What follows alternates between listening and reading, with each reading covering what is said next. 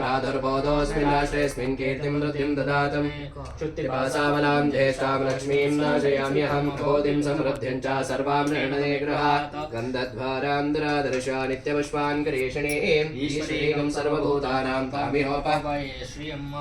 महादेवेश विद्महे विष्णुपत्नीश धीमहि तन्नो महालक्ष्मीं प्रचोदयात् कात्यायनाय विद्महे कन्याकुमारी च धीमहि तन्नो दुर्गे प्रचोदयात् गणाम्बिकाय विद्महे सर्वसिद्धिश्च धीमहि तन्नो गौरी प्रचोदयात्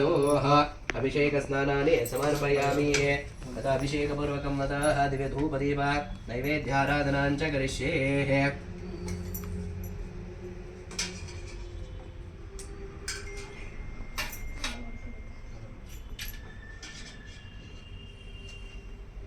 दिव्यधूपमाग्रापयामि हें दशाङ्गग्रहधूपं सुगन्धिं तदमनाहरं कपिलाहृतसंयुक्तं धूपोय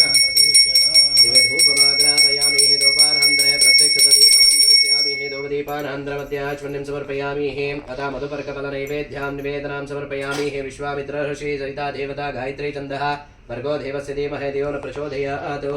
तथा नैवेद्यां निवेदनां समर्पयामि।